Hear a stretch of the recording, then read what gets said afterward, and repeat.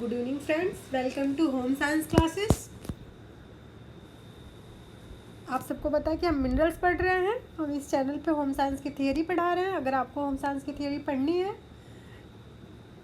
तो वीडियो को लाइक करें और चैनल को सब्सक्राइब करें। बेल आइकन को प्रेस कर लीजिए ताकि नोटिफिकेशन आप तक पहुंचता रहे और वीडियो ईजिली आप देख पाएँ।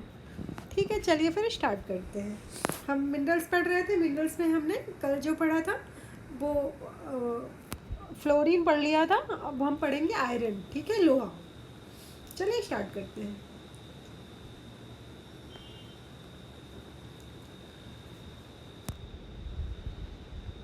देखिए आयरन जो है, अब यहाँ से स्टार्ट है माइक्रो मिनरल्स। ठीक है, हमने आपको बताया था जो कम मात्रा में बहुत ही कम मात्रा में जिसकी ज़रूरत हो लेकिन इम्पॉर्टेंट बहुत होते हैं। देखिए लोहा क्या करता है। लोहा ये हमारे शरीर में अत्यंत अल्प मात्रा में पाए जाते हैं, बहुत ही कम अल्प मात्रा में पाया जाता है। जो है सामान्य व्यक्ति के शरीर में, पुरुषों में, सामान्य जो व्यक्ति है, पुरुष जो है, उसमें 14 से 16 मिलीग्राम पाया जाता है प्रति 100 मिलीग्राम में। प्रति 100 मिलीग्राम रक्त में 14 से 16 ग्राम लोहा पाया जाता है पुरुषों में। ठीक है, महिलाओं में 12 से 14 मिलीग्राम पाया जाता है। एक स्वस्थ व्यक्ति के शरीर में 4 से 5 ग्राम आयरन होता है। इस 4 से 5 ग्राम आयरन में, जो 405 ग्राम आयरन होता है, इस 4 से 5 ग्राम आयरन में देखिए पुरुषों में 14 से 16 पाया जाता है प्रति 100 ml ब्लड में, और 12 से 14 ग्राम प्रति 100 ml ब्लड में पाया जाता है महिलाओं में। ठीक, एक स्वस्थ व्यक्ति के शरीर में 4 से 5 ग्राम आयरन पाया जाता है। नॉर्मली 4 से 5 ग्राम बता सकते हैं कि ग्राम पाया जाता है। ठीक, इस 4 से 5 ग्राम का आयरन का 70%, 4 से 5 ग्राम जो आयरन है इसका 70% हीमोग्लोबिन होता है। हीमोग्लोबिन में, सिर्फ हीमोग्लोबिन में पाया जाता है। ओके, ब्लड में, यानी कि शेष जो बचा 25% है वह अस्थि मज्जा में और 4% मांसपेशियों में, ओके, पाया जाता है। 1% जो बचता है वो शरीर के अन्य भागों के लिए उपयोगी होता है। अब लोहा की प्राप्ति का क्या स्रोत है। आयरन किस स्रोत से प्राप्त कर, सभी प्रकार की सब्जियों और वनस्पति भोज्य पदार्थों में पाया जाता है। यकृत, मांस, अंडा, मछली सभी में पाया जाता है। दूध व दूध से बने भोज्य पदार्थों में पाया जाता है।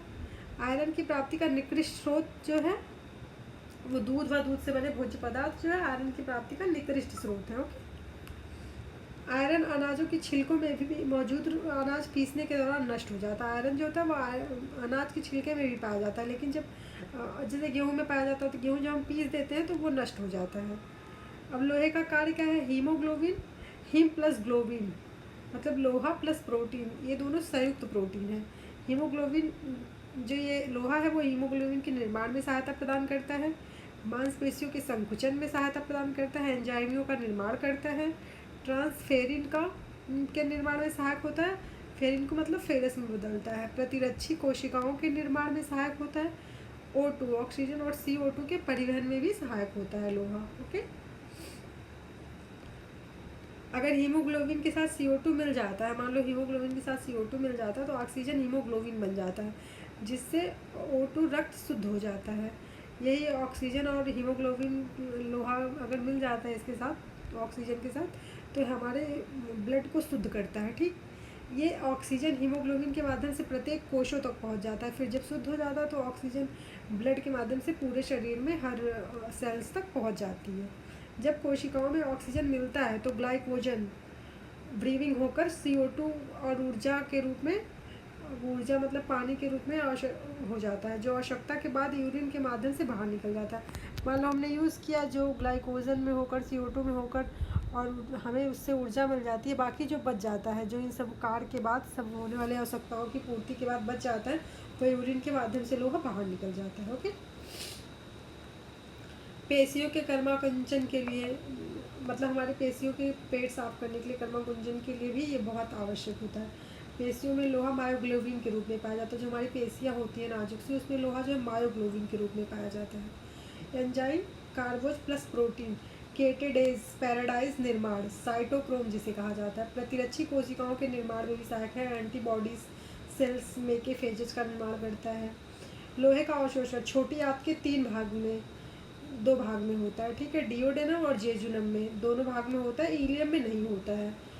लोहे का जो अवशोषण फेरिक रूप में और पाचन फेरस के रूप में होता है। लोहे का जो अवशोषण होता है वो फेरिक रूप में होता है। ठीक है, और जो पाचन होता है वो फेरस रूप में हो जाता है।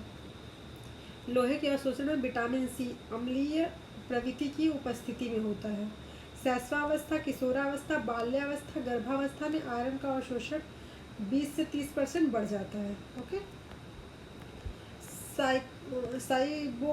साइबोफ्लोविन, niacin, vitamin E, vitamin B12, तांबा, इन सभी की उपस्थिति में लोहे के अवशोषण अच्छे से होता है। ये सब उपस्थित रहेंगे तो लोहे का अवशोषण और बेटर हो सकता है। ठीक है। विटामिन सी अम्लीय प्रवृत्ति का होने के कारण फेरिक को फेरस में बदल देता है। विटामिन सी अम्लीय प्रवृत्ति में होता है, इसीलिए फेरिक को फेरस में बदल देता है, जब इसका जो अवशोषण होता है फेरस के रूप में होता है। फाइटिक अम्ल प्लस लोहा बराबर फेरिक फाइटेट होता है, अघुलनशील होता है। ये हमारे शरीर के लिए हानिकारक होता है। जो फेरिक फाइटेट बन जाता है, फाइटेट एक आपको पता है कि एक लोहा रोधी मतलब मिनरल्स रोधी है। तो ये क्या करता है, जब ये अघुलनशील होता है, ये घुलता नहीं है, तो ये हमारे शरीर के लिए थोड़ा सा हानिकारक होता है। ऑक्जेलिक अम्ल आपको पता है, ऑक्जेलिक ये अघुलनशील होता है और ये भी हानिकारक ही होता है, ऑक्जेलेट से बनता है। ठीक, ये दोनों अघुलनशील होते हैं। अब लोहे की कमी कैसे पता चलेगा हमारे शरीर में लोहे की कमी हो गई? इससे एक बीमारी होता है। कैसे लोहे की कमी कैसे पता चलेगा कि हमारे शरीर में लोहे की कमी हो गई? इससे एक बीमारी होती है रक्ताल्पता। आयरन की कमी से होने वाली बीमारी है ये रक्ताल्पता। फोलिक एसिड की कमी से मेगाब्लास्टिक रक्ताल्पता होता है। ठीक, जब फोलिक एसिड की कमी होती है हमारे शरीर में तो मेगाब्लास्टिक रक्ताल्पता हो जाता है। जब विटामिन B12 की कमी होती है तो पर्नीशियस रक्ताल्पता हो जाती है। जब विटामिन B6 की कमी होती है तो माइक्रोसाइटिक रक्ताल्पता हो जाता है। ओके। अब रक्ताल्पता के लक्षण क्या है? जल्दी जल्दी सांस फूलती है रक्ताल्पता में, त्वचा का पीला पड़ जाना, धूप ना लगना, वृद्धि एवं विकास अवरुद्ध होना, पाचन संस्थान में गड़बड़ी उत्पन्न होना, शरीर में सूजन आ जाना, सिर दर्द होना, ये सभी जो है सिम्टम